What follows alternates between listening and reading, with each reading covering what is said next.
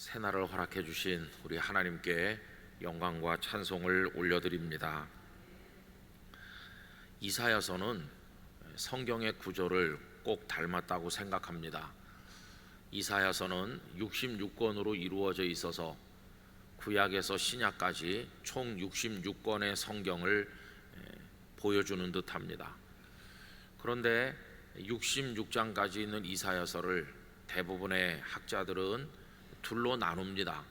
1장부터 39장까지와 오늘 읽은 40장부터 마지막 장인 66장까지로 나누어 생각하는 게 일반적인데요. 그것은 또 무엇을 닮았느냐 하면 구약 성경이 39권이고 그 뒤에 신약이 27권이라는 구조와 아주 똑같습니다. 그래서 66권 중에 39권, 27권 성경이 구성되어 있는 것처럼 이사야서는 66장 중에서 앞에 39장, 뒤에 27장 이렇게 나눠지는 구조를 가지고 있습니다. 왜 사람들은 이사야서의 66장까지를 둘로 나누는 것일까? 이렇게 생각을 해보면 그 핵심 메시지가 판이하게 다르기 때문입니다. 그 앞에 39장에는 이스라엘을 비롯한 열강의 죄를 선포하고 하나님의 심판을 말씀하는 내용이 주를 이루고 있습니다. 그런데 이제 오늘 읽은 40장부터 그 분위기가 확 바뀌면서 이제 하나님께서 그들을 위로하시고 구원하시고 또 그 구원을 이루어낼 고난의 종 메시아를 보내주겠다고 하는 그런 예언으로 그 66장까지 이루어져 있습니다. 그래서 여러분 그 뒷부분을 읽어보면 고난의 종에 관한 말씀이 많이 나오고 메시아 예언이 많이 집중되어 있는데 그 대표적인 것 하나는 잘 아시는 이사야서 53장이라고 할 수 있습니다. 그가 찔림은 우리의 허물을 인함이요 그가 상함은 우리의 죄악을 인함이라는 식으로 예수님을 보여주는 말씀이 그 뒤에 나오지 않습니까? 이렇게 앞과 뒤가 판이하게 다르기 때문에 이제 둘로 나눠서 생각을 하는 겁니다. 그런데 그 중에서 오늘 읽은 이 40장이 그 시작이라고 할 수 있는데 40장 시작하는 첫 메시지가 무엇으로부터 출발하느냐 하면 내 백성을 위로하라 하는 데서부터 시작이 됩니다. 여러분 이때 이 40장부터의 말씀이 선포되던 당시에 하나님의 백성은 다 멸망해서 나라를 잃어버리고 포로로 끌려가 있던 시대였다고 생각이 됩니다. 여러분 바벨론 느부갓네살 왕은 3차에 걸쳐서 남한국 유다를 침략했습니다. BC 605년, BC 597년, BC 586년 이래서 많은 믿음의 사람들을 붙들어 갖고 왕을 잡아 갖고 왕을 죽이고 나라를 멸망시켜서 완전히 유다는 이 땅에서 사라지고 말았습니다. 하나님께서 그 이름을 두시겠다고 했던 영광스러운 예루살렘 성전마저도 폐허가 되고 완전히 거름더미가 되고 말았습니다. 이 무너지는 현장을 가슴을 치면서 탄식하고 통곡했던 이가 다름 아닌 예레미야 선지자죠. 그 나라가 연약해지던 그때부터 시작을 해서 40여 년 세월 동안 예레미야는 눈물 마를 날이 없도록 백성에게 말씀을 선포했지만 그들은 듣지 않았습니다. 그리고 결국은 처참하게 무너지는 그 현장을 지켜보면서 예레미야는 통곡하고 통곡해서 우리는 그를 눈물의 예언자라고 부르고 성경에 예레미야 애가가 슬픔의 노래가 붙어 있질 않습니까? 이래서 백성들은 지금 아주 초라하고 희망 없는 상태로 던져져 있는 건데 여기 40장이 시작이 되면서 하나님의 말씀이 선포되기를 그 고난 중에 있는 슬픔 중에 있는 내 백성을 위로하라 이렇게 시작하고 있습니다.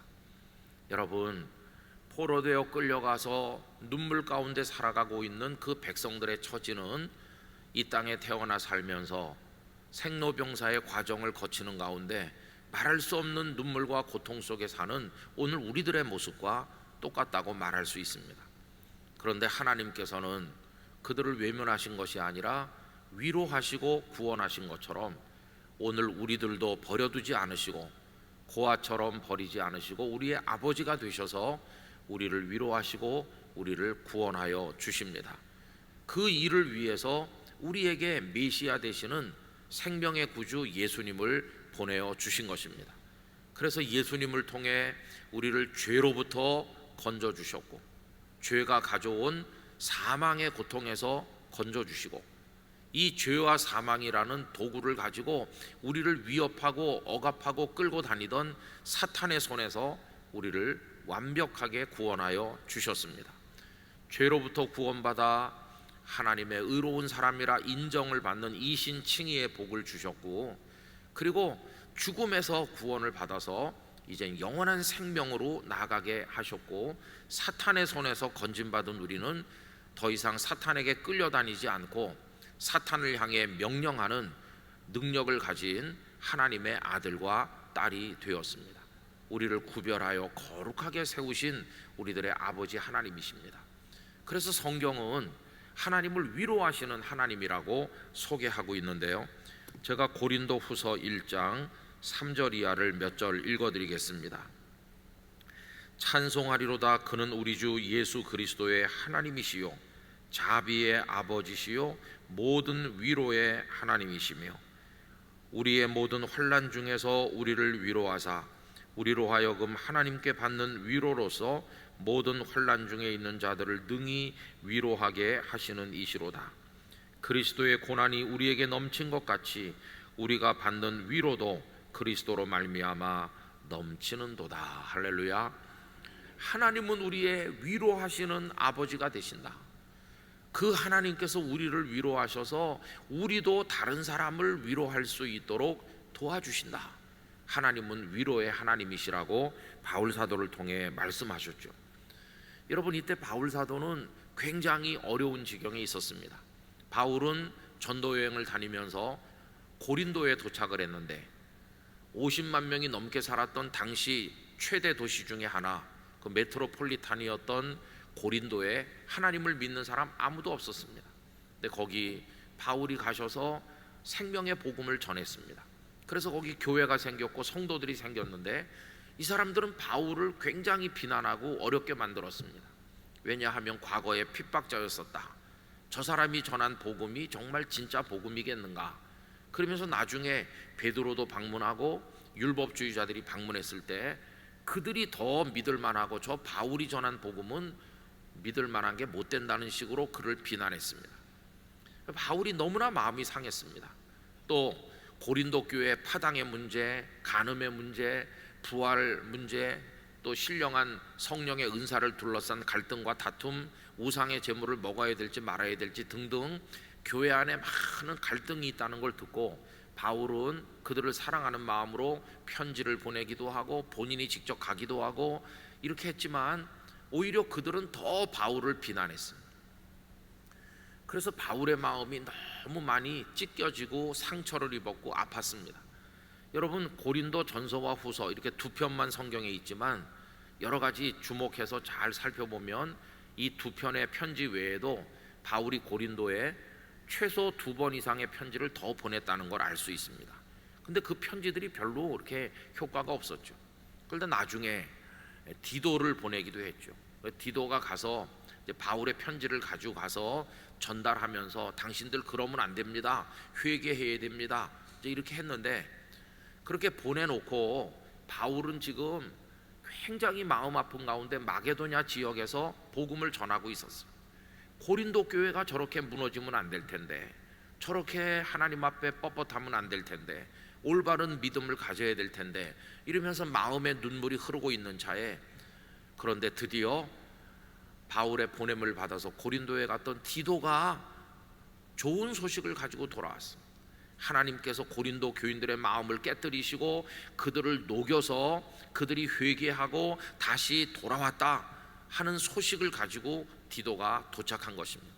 디도를 만나고 나니까 이 바울이 얼마나 위로를 받고 새 힘을 얻었는지, 거의 죽을 뻔한 고통 속에서 바울은 위로를 받게 됐어요. 그리고 나서 써서 보낸 편지가 이 고린도 후서입니다. 그래서 1장 3절 이하에서 방금 읽은 것처럼 찬송하리로다. 하나님 그분은 자비의 아버지시고 우리를 위로하시는 하나님이시라고 이렇게 얘기한 거죠.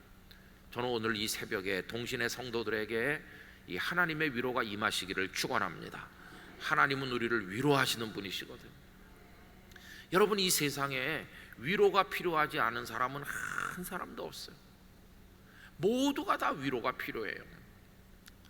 겉으로는 근사하게 차려입고 목에다 힘을 팍 주고 괜찮은 사람인 것처럼, 위로가 필요하지 않은 사람인 것처럼 행세하지만 한껍데기 벗기고 나면 그 사람도 혈육을 가진 연약한 인생이고 인생의 상처가 그 사람에게도 많고, 그렇지 않은 척 했을 뿐이지 그 사람의 속에 눈물이 터지기 직전으로 쌓여있는 사람이 많이 있어요.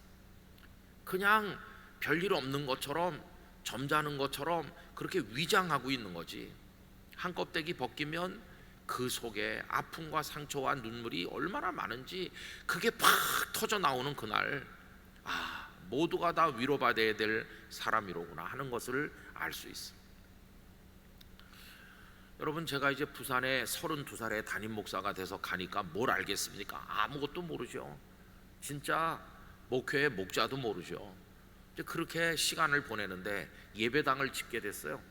그래서 부임하던 해 건축원금을 시작을 해가지고 부채를 잔뜩 끌어안은 채로 땅을 사고 부채가 있는 채로 건축을 시작을 했어요.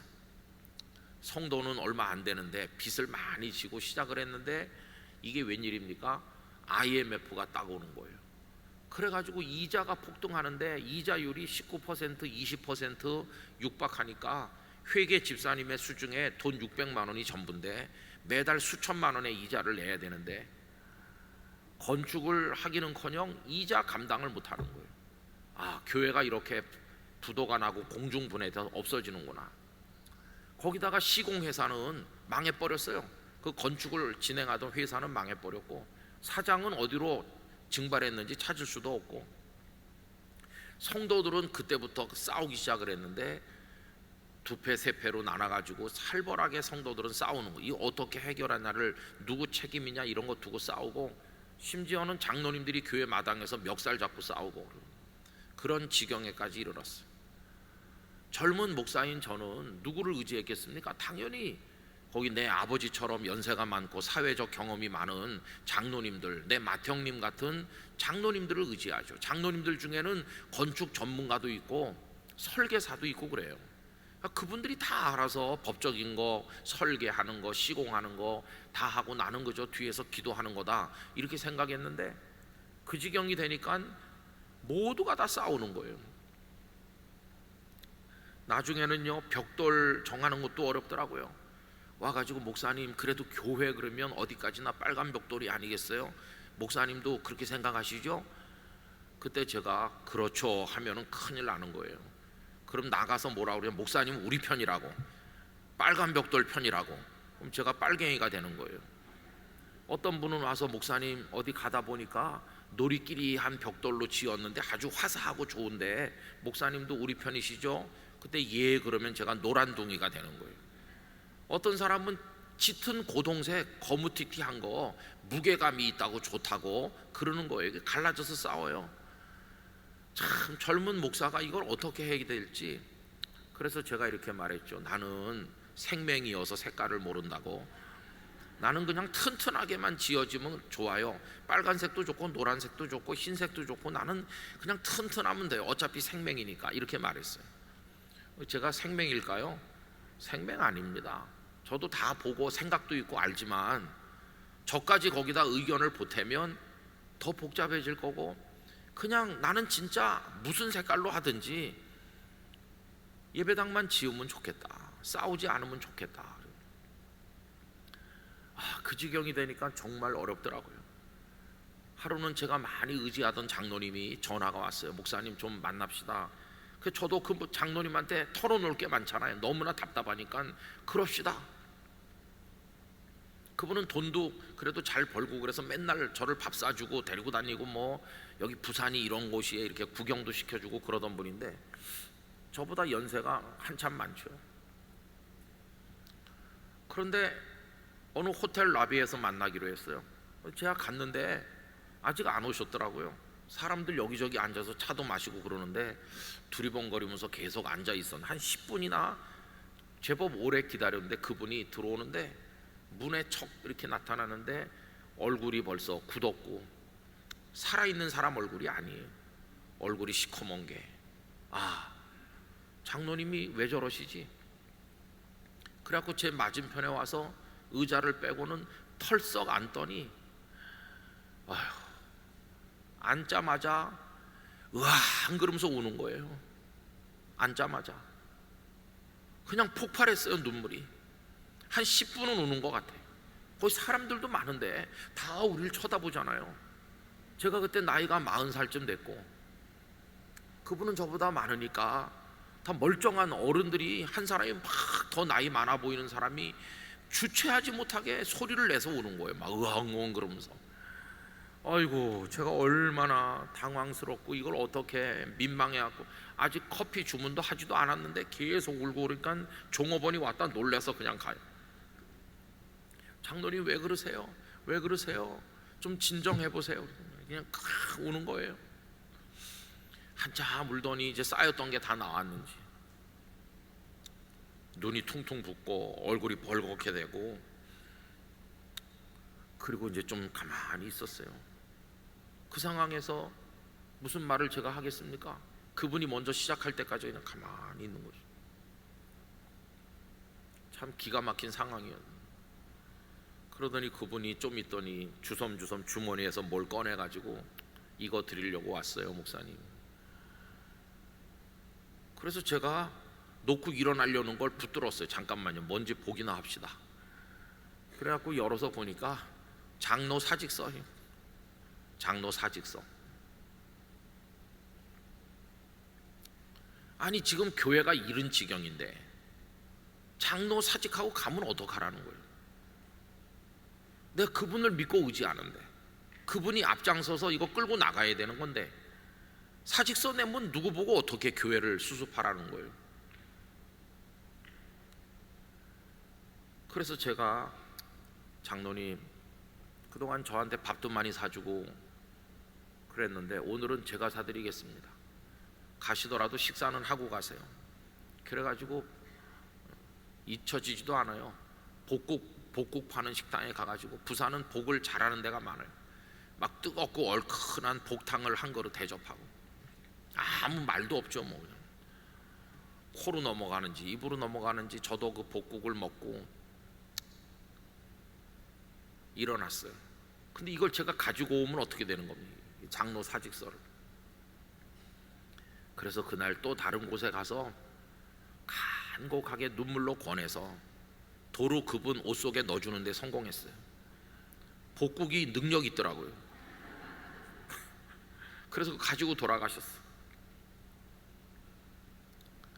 그리고 70을 채우시고 은퇴하셨어요. 돌아가셨다고 그래서 제가 작년 말에 장례식에 갔다 왔습니다. 너무 많은 사연이 28년 동안 그 장로님과 저 사이에 있거든요. 돌아가셨으니까 하는 말이지 그 교회 교인들은 그런 거 모릅니다. 그런 일이 있었다는 걸 몰라요. 그걸 제가 누구한테 말하겠어요? 그분과 저 사이에.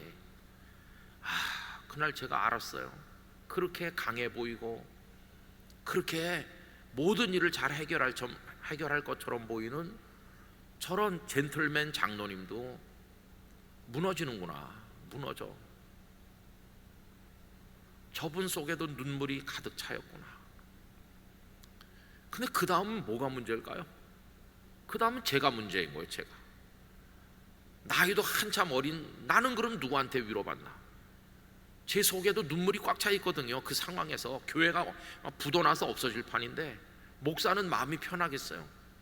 나는 누구한테 위로받는 건가? 저 장로님한테 나 위로를 받아야 될 판인데 장로님이 장로 사직서 내는 판에 나는 누구한테 위로받지? 그분을 그렇게 돌려보내고 돌아오는 마음이 얼마나 구멍 뚫린 것 같이 찬바람이 들어오고 눈물이 나고 설고 나는 누구한테 위로받나? 물론 집에는 아내가 있지만 제가 교회 어려운 일을 아내한테 말을 잘 안 하거든요. 나 혼자 힘들면 되지 같이 힘들면 애 키우기도 힘든데 또 뭐 아내한테 말을 한들 아내가 무슨 수로 저를 위로하겠습니까? 아내가 어디서 돈을 긁어오는 것도 아니고 뭐 무슨 수로 해결하겠어요? 저만 또 바라보고 있는 사람입니다. 그래서 나는 누구한테 위로받나? 새벽마다 나가서 엎드려 있으면 기도가 잘 안 돼요. 아휴, 이걸 어떻게 해결하지? 여러분, 그런데 그때 또 하나 배웠어요.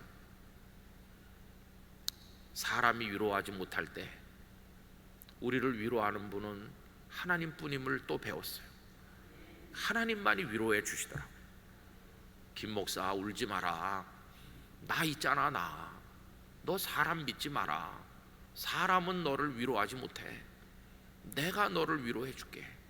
이 교회는 너의 교회가 아니라 나의 교회니까 내가 책임져 줄게.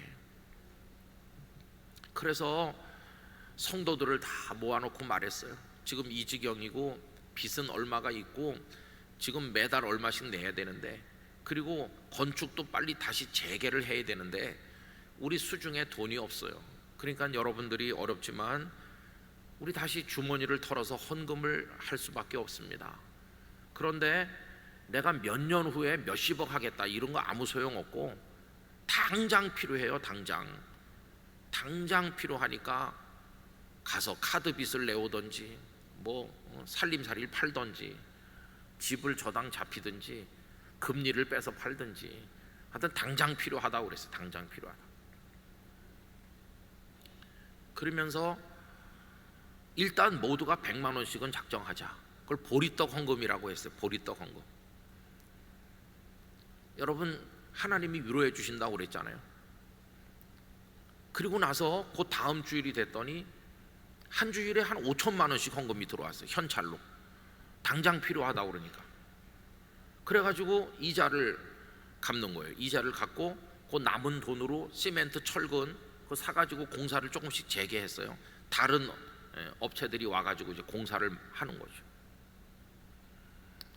다 끝난 다음에 보니까 그 위급한 지경에서도 우리 교회는 이자를 한 달도 연체한 적이 없고 교회 직원들 생활비를 하루도 늦춰서 준 적이 없었고 예배당을 다 지었고 그 빚더미에서 IMF를 통과하던 1998년, 99년 그 무렵에 교회가 제일 많이 부흥했어요. 그 어려운 때. 그때 성도가 한 300명 정도 됐었는데 그 IMF를 통과하고 나니까 얼마나 교인이 늘어났는지 몰라요. 제일 어려울 때. 그 한 해 동안 성도가 1200명 등록했습니다. 새신자가. 그 와중에 빚더미 교회. 여러분, 얼마나 하나님의 위로가 놀랐습니까? 그래서 그 다음부터 저는 아무도 안 믿기로 했어요. 장로님들도 안 믿기로 했어요. 어느 날 사직서 낼지 모른다 그런 생각이 들고 사람은 믿을 게 못 돼. 이제 그 후에 목회를 하는데 어떤 분이 우리 교회 새로 와가지고 그분은 재정적으로도 여유가 있고 진짜 충성했어요. 얼마나 충성하고 제 오른팔 같이 해주시는지 제가 그분을 많이 의지했어요. 제가 이제 어느 교회 청빙을 받아서 갈 뻔했던 적이 2번 있었습니다. 그 교회들이 위임 투표까지 해가지고 목사님 2, 4만 오면 된다고. 한 교회는 제가 가본 적도 없는 교회고 한 교회는 제가 자라난 교회인데 다 상황이 특별하니까 저는 가지도 않았는데 당신들끼리 위임 투표 해갖고 2, 4만 오면 된다는 거예요. 그런 상황에서 제가 목회하던 교회 성도들이 관광버스를 대절해서 그 교회에 올라가 가지고 앉아서 농성하고 안 된다고 그러고 해가지고 3달 4달 끌다가 주저앉고 그랬거든요. 그때 그분이 제일 많이 반대했어요. 목사님, 제 장례식을 해주시고 가셔야 됩니다. 절대 가시면 안 됩니다. 저랑 같이 이 교회에서 섬기고 끝까지 저와 같이 이렇게 했어요. 그랬던 그분이 몇 해 후에 와가지고 목사님, 제가 가게 됐어요. 아니 끝까지 무덤에 들어가자더니 당신이 먼저 간다는 거예요. 멀리 가게 돼가지고 갈 수밖에 없다고. 아휴, 그날도 가슴이 찬바람이 부는 하루였어요. 이분을 의지했는데 간다고 그러니까 아니 나보고 같이 있자고 그래놓고 자기가 가면 어떡하는 거예요? 그날 정말 이 일이 손에 잡히지 않고 오후 내내 마음이 불편하고 막 섭섭하고 그러더라고요. 그런데 그때는 새벽 기도회를 365일 제가 인도했는데 그 다음 날 이제 새벽 기도 말씀이 참 이상하죠. 하나님은 늘 말씀으로 우리한테 다가오시거든요. 그 다음 말씀이 이거였어요. 남한국 유다의 왕 아사라는 사람이 있었는데요, 아사 왕이 늙음하게 발에 병이 들었어요. 근데 병이 들었는데 하나님을 의지하지 않고 의원을 의지하였다 하는 규절이 그 다음날 새벽 기도의 말씀이었어요. 그 말씀을 같이 읽고 성도들에게 우리가 사람 의지하지 말고 하나님 의지해야 됩니다 이렇게 하는데, 하나님께서 내 꼴을 좀 봐라, 내 꼴을. 네가 지금 아사와 똑같아. 너는 나를 의지하지 않고 그 암흑의 교인이 간다고 하니까 너 지금 주저앉지 않았느냐? 왜 그 사람을 믿니? 날 믿어. 나는 안 가. 날 믿어라. 그래서 그날 또 회개했어요. 그렇지, 내가 목사 되려고 할 때 그분이 되라고 했나? 내가 그 교회 갔을 때 그분이 있었나? 없었지. 없어도 난 다 주님의 부르심 받았고 했는데 왜 내가 그분이 간다는 것 때문에 이렇게 마음에 가슴앓이를 하는가? 그날 새벽 하나님은 저를 위로하면서 그 섭섭함이 요만큼도 안 남게 싹 사라지게 해주셨어요. 그 다음날 되니까 하나도 섭섭하지 않았어요. 오히려 제가 이렇게 말했어요. 언제 가실 건지 말해달라고. 제가 집에 가서 신방하고 축복기도 하고 보내드리겠습니다 이렇게 했어요. 한 2주 후에 그분이 교회 마당에서 목사님 드릴 말씀이 있습니다 그러길래 아, 갈 때가 됐나 보다 이렇게 생각하고 언제 신방 갈까요? 이렇게 했어요. 그랬더니 하시는 말씀이 갑자기 상황이 변해서 안 가게 됐다고. 근데 진짜 이상하죠. 그분이 안 가게 됐다고 그러면 굉장히 기뻐해야 되는데 별로 기쁘지 않더라고요. 왜냐하면 그분이 가도 섭섭하지 않게 됐기 때문에 그분이 있어도 별로 기쁘지 않아요. 왜냐하면 기쁨의 근원을 하나님께로 옮겼기 때문이에요. 하나님이 나와 같이 계시면 이분이 가도 괜찮고 있어도 괜찮고, 가는 것도 하나님의 뜻이라면 어딘가 가서 하면 되고, 여기 계신 게 하나님의 뜻이라면 뭐 여기 있으시면 되는 거고. 여러 해 후에 그분이 가긴 갔지만 저는 흔들리지 않았어요. 여러분, 하나님만이 우리의 힘이십니다. 주는 나의 힘이요 산성이요 방패요, 이렇게 고백했던 다윗의 고백을 우리가 가져야 될 것입니다. 하나님 우리를 위로하시는 분이세요. 그 받는 위로로 우리도 이제 그 다음에 다른 사람을 위로하게 하신다. 여러분이 위로라는 말을 우리 사랑이라는 단어로 대체할 수 있다고 생각합니다. 하나님 날 사랑하셔서 이제 나도 다른 사람을 사랑하게 하신다. 여러분, 하나님의 사람은 어떻게 사는가, 이 주제에 맞춰서 말씀드리면, 이 짧은 인생 사는 동안에 하나님의 사람은 다른 사람을 사랑하며 살아야 될 줄로 믿습니다. 그거보다 더 소중한 일은 없기 때문이죠. 여러분, 우리가 숨을 거두기 직전에 도달했을 때 뭐가 후회스러울까요? 아, 그때 내가 학위를 받았어야 되는데, 그 아파트를 사고 죽어야 되는데, 그때 내가 돈을 조금 더 벌었어야 되는데, 그런 게 후회스러울까요? 숨 넘어가는 마당에 뭐가 후회스러울까요? 그런 거 다 이제는 사라진 문제고, 숨 넘어가기 직전에 후회스러운 거는 하나님을 더 사랑했어야 되는데, 사람을 더 사랑했어야 되는데, 왜 원수 맺고 공격하고 왜 그렇게 트집 잡고 괴롭히고 힘들게 하면서 살았을까? 왜 그 사람이 손 벌릴 때 그 손 잡아주지 못했을까? 사람이 맨 마지막에 가장 크게 후회하는 것은 더 많이 사랑하지 못했던 바로 그것이라고 합니다.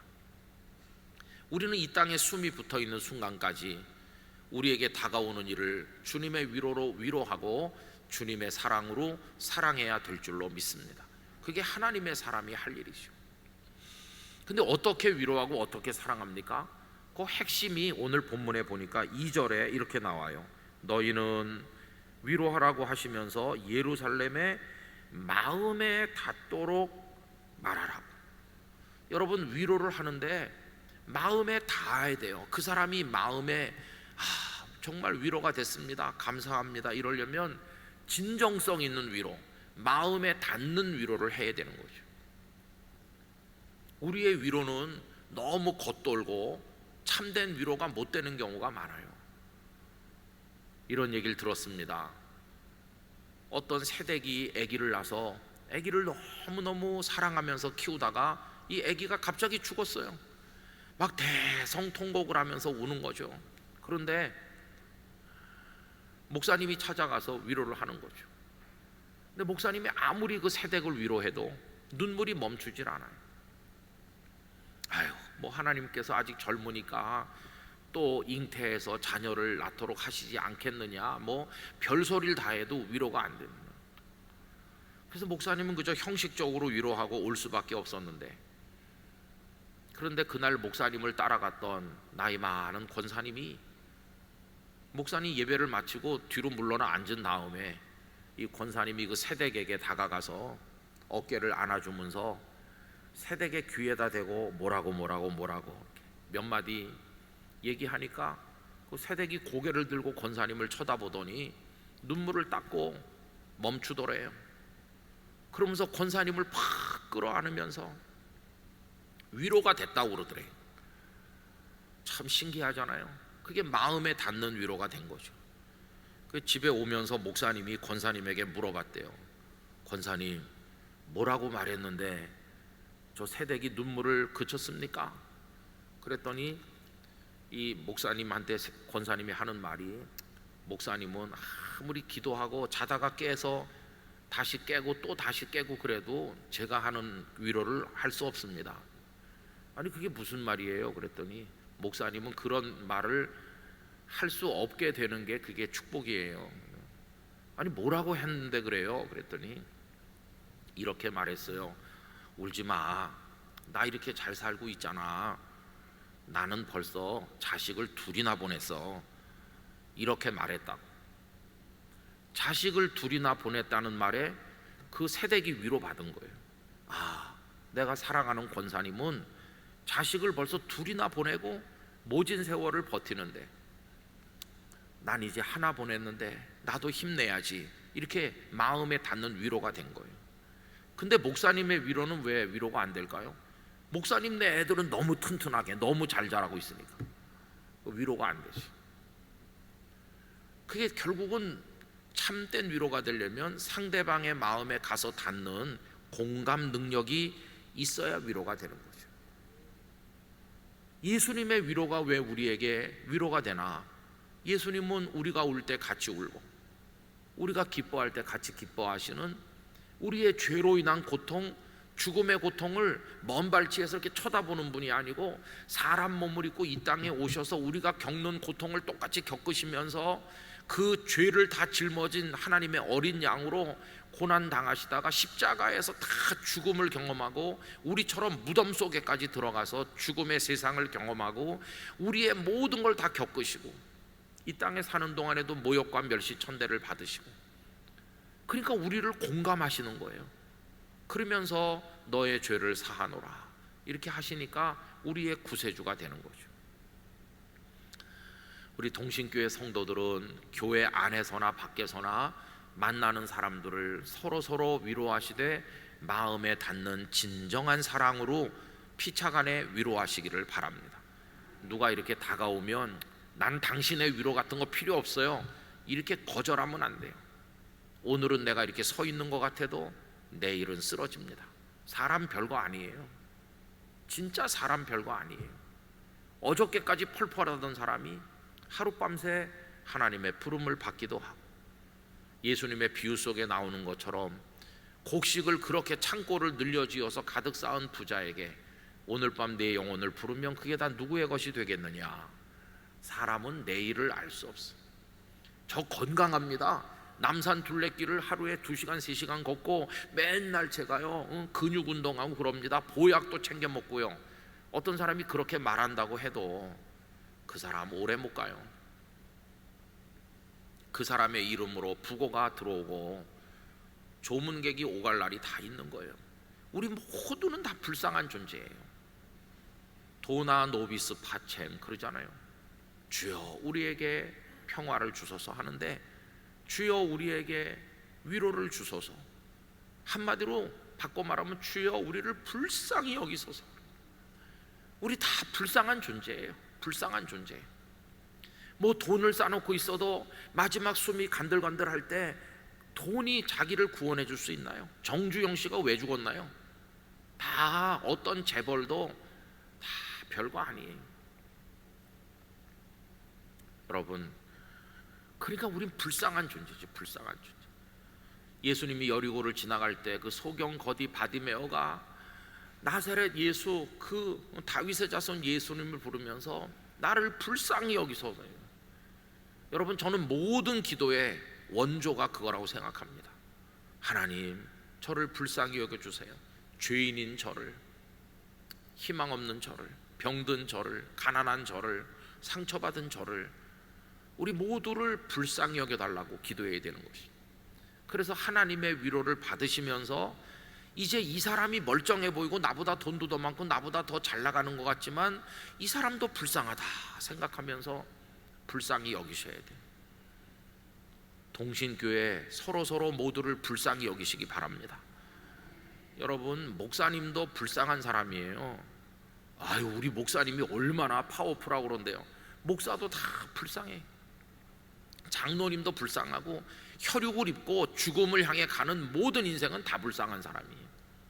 불쌍하지 않은 인생이 한 명도 없습니다. 아담 이후로 죄로 인해 우린 다 불쌍한 존재가 됐거든요. 모두가 다 구원이 필요해요. 서울의 어느 큰 교회 목사님, 잘 나가는 분, 많은 이들이 찾아와서 도와주세요, 기도해 주세요 이렇게 요청을 받는 다른 사람들이 와, 저 목사님 좋겠어 다 부러워하는 어느 목사님이 어느 날 이렇게 말했다고 그러잖아요. 제발 저 좀 살려주세요. 저도 인간이에요. 저도 위로가 필요해요. 아니, 그렇게 능력 있고 그렇게 유명하고 그렇게 큰 교회 목사님이고 그렇게 대단해 보이는 분이 눈물 흘리면서 나도 인간이니까 제발 날 좀 불쌍히 여겨달라고. 세상에 모두가 다 불쌍해. 성도들은, 목사님들은 언제나 강철 같은 줄 아는데 돌아서면 눈물이 많은 게 목회자예요. 성도들이 목회자를 불쌍히 여겨주고 위로해주면 목사는 그 위로를 받고 힘을 내서 또 성도들을 위로하게 될 것입니다. 장로님들도 위로해드려야 돼요. 교회 무거운 짐을 지고 살림살이 하느라고 애쓰고 있잖아요.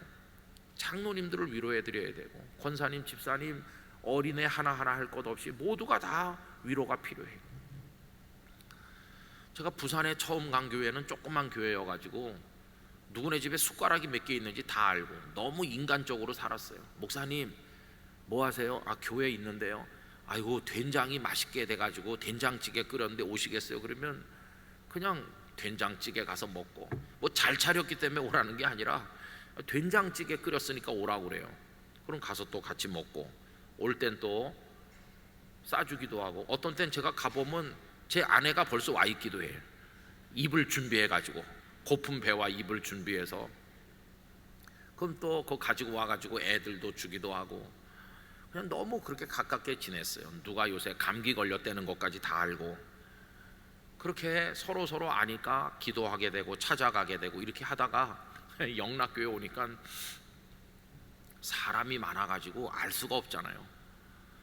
18개 교구 목사님들이 장례식도 다 하고 결혼식 주례도 다 하고 교구 안에서 다 하고, 성도들은 담임 목사가 뭐 해줄 거라는 기대를 전혀 애초부터 안 해요. 당신을 알 거라는 기대도 안 하고, 목사님이 날 어떻게 알겠어? 모르는 게 당연하고, 심지어 장로님들도 담임 목사 휴대폰 번호를 모릅니다. 저한테 무슨 할 말이 있으면 그 행정실에 우리 직원한테 내가 목사님한테 드릴 말씀이 있다고 전해주세요. 그럼 그분이 저한테 어느 장로님이 하실 말씀이 있대요. 그러면 이제 나중에 연락해갖고 무슨 말씀인데요? 이렇게 하거든요. 그러니까 이게 관계가 없는 거예요. 관계가. 그래서 하나님, 제가 이걸 어떻게 하는 게 좋겠습니까? 그건 네 식대로 해라. 그래서 이제 제가 오니까 교회에서 목사님 휴대폰을 하나 새로 내서 목사님이 받지 말고 별별 이상한 전화가 많이 오니까 누가 받아가지고 받을만 하면 받고 그렇지 않은 건 아예 거절하세요. 이렇게 제안을 하더라고요. 그래서 제가 그 제안을 거절했습니다. 내가 무슨 도망자도 아니고 죄수도 아니고 내가 뭐가 겁이 나서 그러겠냐고. 나는 그냥 내 쓰던 휴대폰을 계속 쓰고 장로님들한테도 번호를 다 알려드려서 그 직원을 통하지 않고 그냥 저한테 직접 전화하시게 하고 또 제가 전화드리고 카톡도 하고 나는 그냥 그렇게 하고 싶지. 이게 무슨 이게 뭐냐 이게 교회가 이게. 그래서 이제는 다 장로님들하고 개인 카톡도 하고 우리 권사가 아픈데 기도 좀 해주세요. 그럼 기도하고 이렇게 하는 거죠. 하나님 앞에 기도해서 이걸 어떻게 하다가 은퇴해야 됩니까? 이 많은 분들 다 알 수는 없으니까 그래서 하나님께서 내가 너에게 보내느니 한 사람 한 사람이라도 사랑해줘라.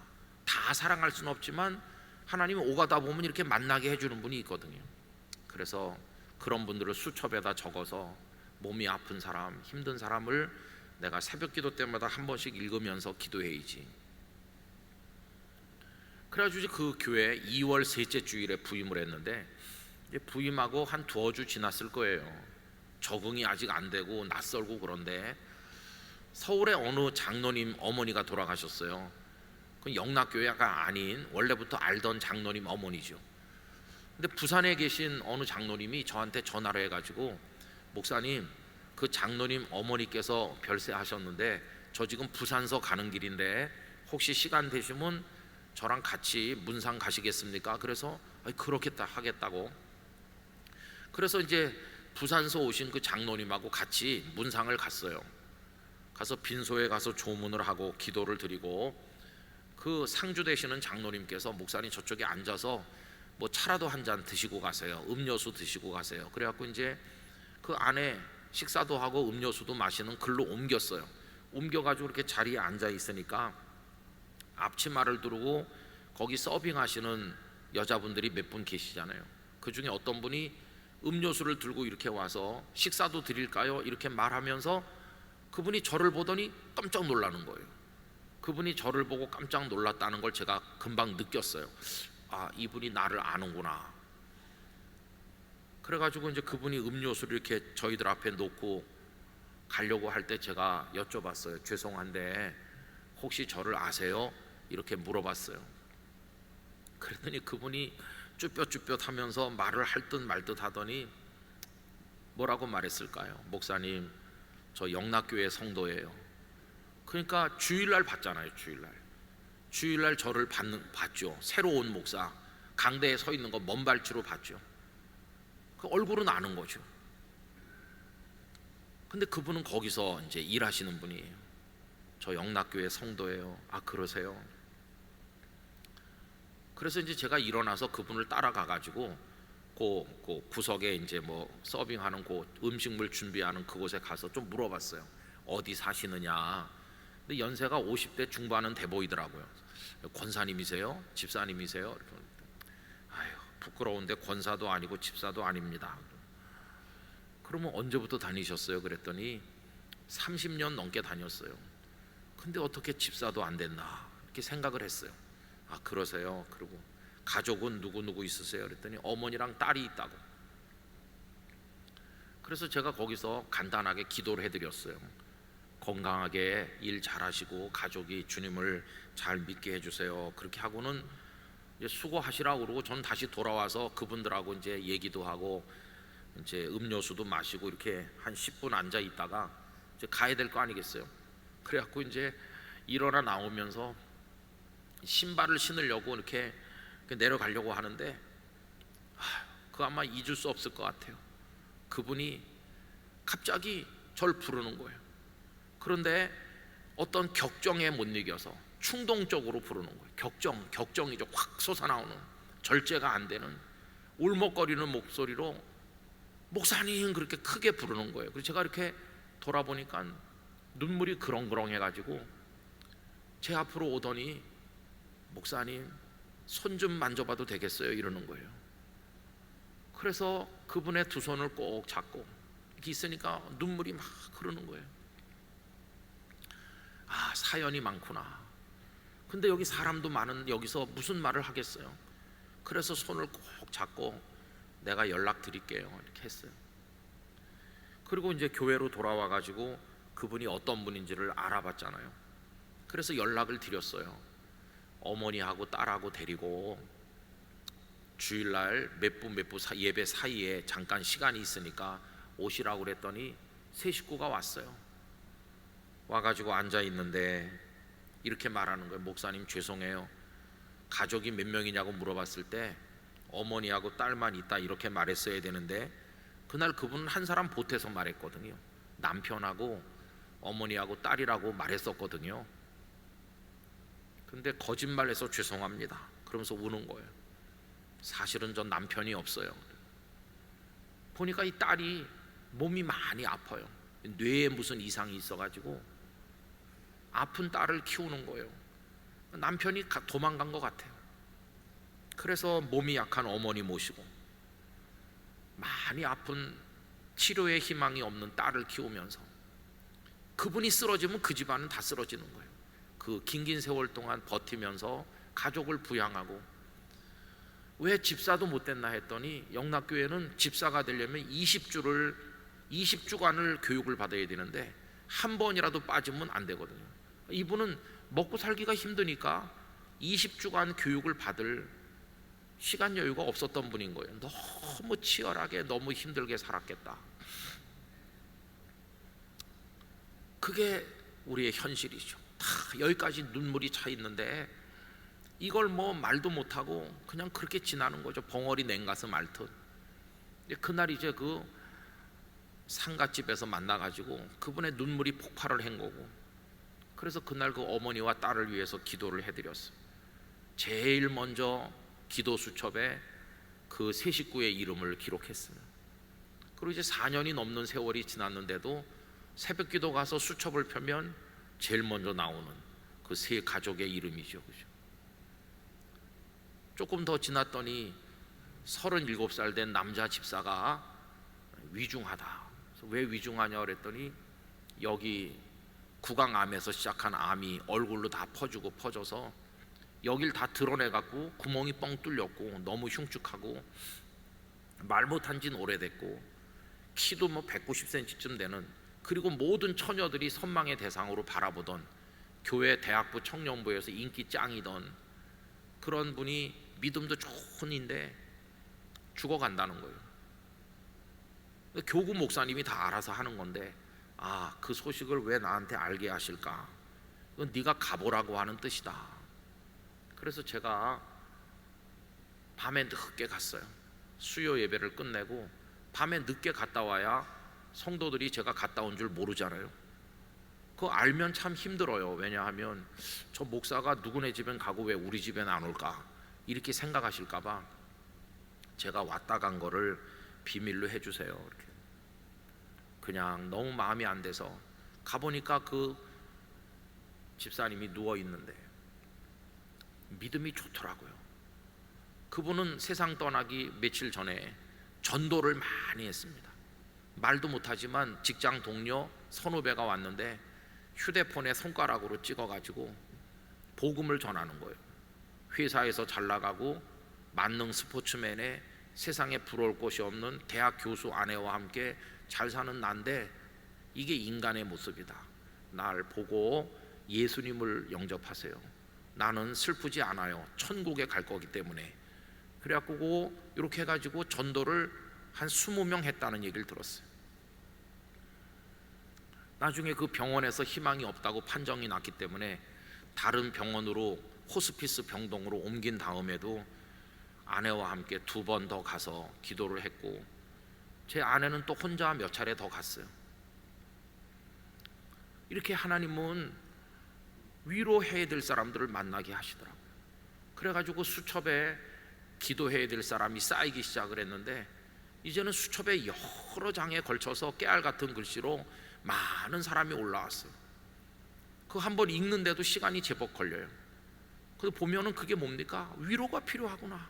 위로가 필요한 인생들, 그 중에는 성도도 있고 바깥에서 알게 된 사람도 있고, 파란 줄로 쭉 그면 그 끄트머리에 회복되심, 퇴원하셨습니다. 파란 줄로 근 거는 더 이상 기도 안 해도 될 만큼 회복된 거예요.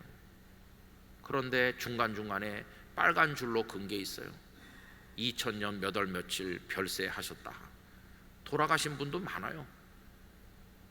그런데 참 이상한 것은 그렇게 그분이 낫게 해달라고, 교회 올 수 있게 해달라고 기도했는데도 기도가 응답이 안 되고 돌아가셨잖아요.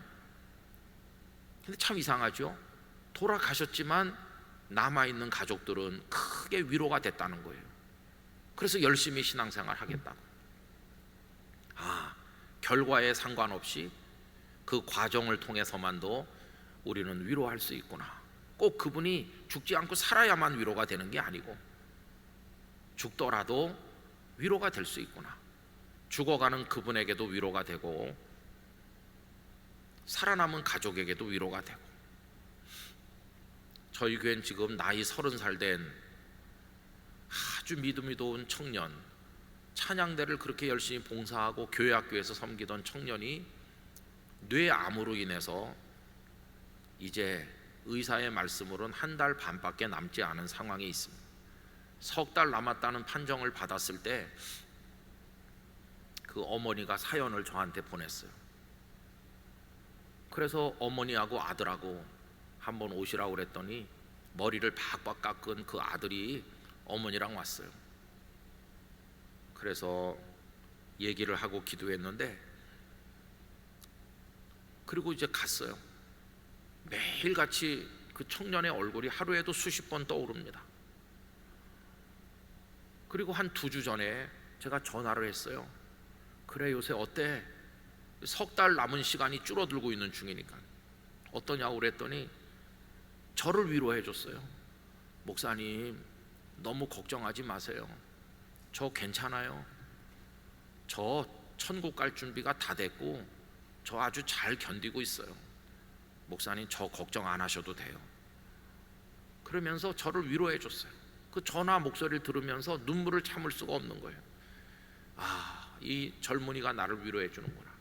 그리고 예수님의 복음이 위대하다는 걸 증명하고 있구나. 저희 교회도 1년에 2차례씩 2주간에 걸쳐서 산상 기도회를 하거든요. 7월 말 8월 초에 3일씩 이렇게 하는데, 요번에 저희 교회도 이걸 했는데 기도원에서 못하고 본당에서 했습니다. 본당에서 저희 교회 62회로 했어요. 근데 제 아내가 그러는 거예요. 보니까 누가 이렇게 가길래, 왜소한 청년이 가길래 보니까 그 청년이 산상기도회 저녁 집회 혼자 왔다 가더라는 거예요. 이제 생명이 얼마 안 남은 그 젊은이가 마지막 한 번이라도 예배당 뜰을 더 밟기 위해서 교통편도 없고 불편한데도 버스를 타고 그 밤에 왔다 가는 걸 제 아내가 만났다. 여러분, 우리는 다 위로가 필요합니다. 그리고 위로를 이제 해줘야 됩니다. 서로 간에 마음에 닿도록. 오늘부터 만나는 모든 이들에게 위로자가 되시기를 바랍니다. 바나바가 되셔야 돼요. 바나바는 땅을 팔아서 바쳤던 훌륭한 헌신자이기도 했고, 그의 본래 이름은 요셉인데 본명보다도 유명한 건 바나바라는 별명이죠. 바나바는 위로하는 사람이라는 뜻이거든요. 그가 다소까지 가서 사람들이 외면하는 사울을 데려다가 안디옥 교회에서 같이 섬겨서 이 위대한 주의 종이 교회에 정착할 수 있도록 길을 열어준 분이 바나바고, 바나바와 이 바울이 같이, 사울이 바울 된 다음에 전도 여행을 같이 갔고, 처음에는 바나바와 바울 이렇게 하다가 나중에는 바나바는 뒤로 서서 바울과 바나바로 순서가 바뀌어서 후배를 앞세우는데 기꺼이 그렇게 했던, 뒤로 물러설 줄 알았던 통이 큰 사람이고, 마가 요한이 도중 하차하고 돌아왔을 때 2차 전도여행 가면서 바울은 그렇게 흐리멍덩한 사람을 데려가면 안 된다고 했지만 바나바는 그래도 마가를 또 한 번 기회를 주자, 이래서 서로 다른 길로 가죠. 바울은 신라와 함께 가고 바나바는 마가를 데리고 갔잖아요. 근데 그 연약한 마가가 큰 믿음의 사람으로 성장해서 마가복음을 기록하고 얼마나 훌륭한 주의 사람이 됐습니까? 연약한 사람을 인도해주고 위로해주고 기회를 주고 격려해주고, 이게 바나바의 위로하는 사역이죠. 그래서 우리 한국교회 바나바 사역이라는 게 있습니다. 새로 오신 분을 정착하도록 도와주고 가난하고 병든 사람 위로하고, 이런 교회 안의 사역을 이제 바나바 사역이라고 했죠. 오늘 말씀을 마칠 시간이 됐는데요, 여러분, 내 백성을 위로하라, 그리고 마음에 닿도록 위로해라, 진심으로 공감하면서 위로해라. 동신교회 성도 여러분, 위로 받으시기를 축원합니다. 주님으로 인해 새 힘을 얻으시기를 바랍니다. 죽음까지도 이기게 하시는 주님을 통해 위로 받으시길 바라고, 그리고 다른 사람을 많이 위로하시길 바랍니다. 너는 일평생 하나님의 사람으로 살면서 세상에서 뭐 했니? 누가 물어보면 뭐 많은 돈을 번 것도 없고 명성을 쌓은 것도 없지만, 제가 한 거요, 하나님 위로 많이 받아서 행복했고, 저도 작지만 다른 사람 위로하다가 여기 왔습니다. 그렇게 주님 앞에 말할 수 있으면 최고의 인생을 산 것이에요. 여러분, 남을 위로하는 사람이 어제 저녁에 말씀드린 것처럼 더러운 죄 가운데 살 수가 없잖아요. 위로하는 영은, 사랑하는 영은 가장 거룩한 영이기 때문에 죄 가운데 사는 사람이 남을 위로할 수 없어요. 거룩한 영을 가진 사람만이 다른 사람을 위로할 수 있는 것이에요. 대한민국 사회도 위로가 지금 필요한데, 대통령이 국민을 좀 위로해 줘야 되고, 국민들도 좀 정치인들을 위로하고 서로 격려하고 좀 따뜻한 기운이 도는 사회가 돼야 되는데, 우리는 그냥 공격하고 너무 우리 사회가 견디기 힘든 고통의 사회가 되고 있죠. 여러분, 그 속에서 성도들 안에라도 참된 위로가 있어야 될 줄로 믿습니다. 주여, 우리로 하여금 위로받고 위로하게 하여 주시옵소서. 그런 은혜가 임하시기를 축원합니다. 기도하겠습니다.